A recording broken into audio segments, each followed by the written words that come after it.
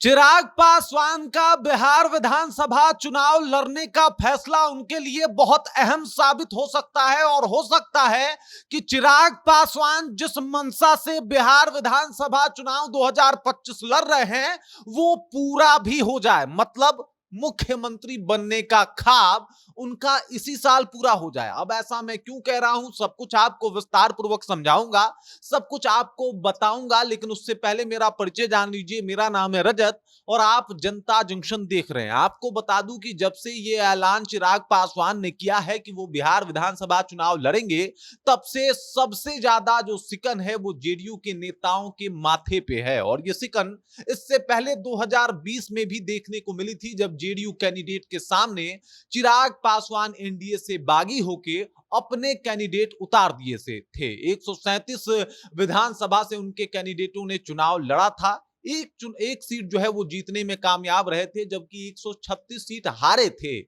लेकिन इस हार में भी जेडीयू का एक हार छिपा हुआ था और इसी हार से जेडीयू घबरा भी रही है, तिलमिला भी रही है। और चूंकि ये दूसरी बार होने वाला है कि जेडीयू को बैकफुट ढकेलने में चिराग पासवान कामयाब हो जाएंगे। दरअसल आपको बता दूं कि अगर अभी आप बिहार की परिस्थिति को देखिए तो 60% लोग चाहते हैं कि बिहार में जो है वो मुख्यमंत्री बदल देना चाहिए। 60% लोगों का ऐसा मानना है कि अब बदलाव जो है वो बहुत ज्यादा जरूरी है, बिहार में मुख्यमंत्री बदल देनी चाहिए और ये एकदम से अहम है। अब जरा एक बार इसके ऊपर भी सोच लेते हैं कि अगर 60 से 65% लोग ऐसा चाहते हैं, मतलब वो ऐसे लोग हैं जो नीतीश कुमार से ऊब चुके हैं, अब उनको नया ऑप्शन तलाशना है। लेकिन मजे की बात यह है कि वो चाहते हैं कि भाई आरजेडी या फिर महागठबंधन की तरफ से कोई सीएम ना बन के, बल्कि यहां यानी एनडीए की तरफ से ही कोई मुख्यमंत्री बने। और ऐसे में चिराग पासवान सबसे फिट कैंडिडेट जो है वो दिखाई दे रहे हैं।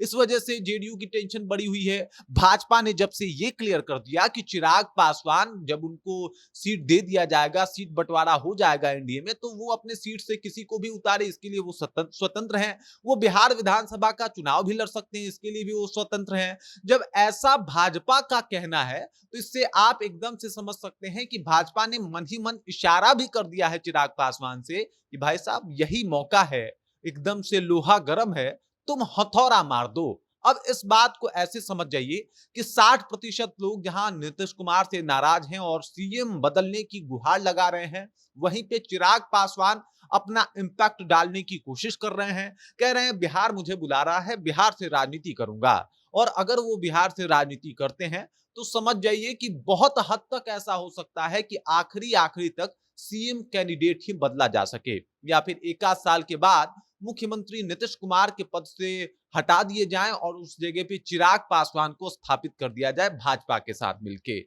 और इसी की तैयारी जो है वो होती हुई नजर आ रही है। अगर चिराग पासवान जिस तरीके से बिहार चुनाव लड़ रहे हैं, इससे उनके राजनीति का वो जो कहा जाता है ना, बहुत ज्यादा एक तरीके से ये राजनीति का खुलापन कहा जाएगा कि भाई अब उनकी राजनीति की फैलाव विस्तार जो है वो बहुत ज्यादा हो रही है। और अगर वो बिहार विधानसभा क्योंकि उन्होंने कहा था कि भाई मैं जो है किसी जनरल सीट से चुनाव लड़ूंगा, मुझे अब ऐसा नहीं है कि मुझे कोई आरक्षित सीट चाहिए जहां से मैं चुनाव लड़ूं और जीतूं, बिल्कुल नहीं।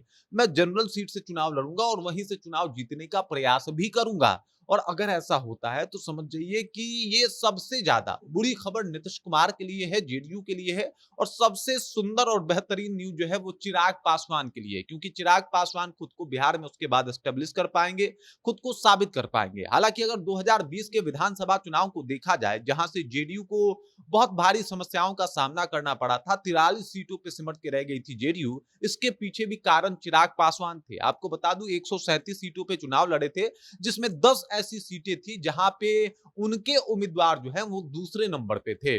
अब इससे आप अंदाजा लगा सकते हैं कि 10 सीटों पे उनके उम्मीदवार दूसरे नंबर पे थे, तो 10 सीटों पे तो सीधे सीधे उन्होंने सभी पार्टियों का चुनौती जो है वो स्वीकार कर लिया था।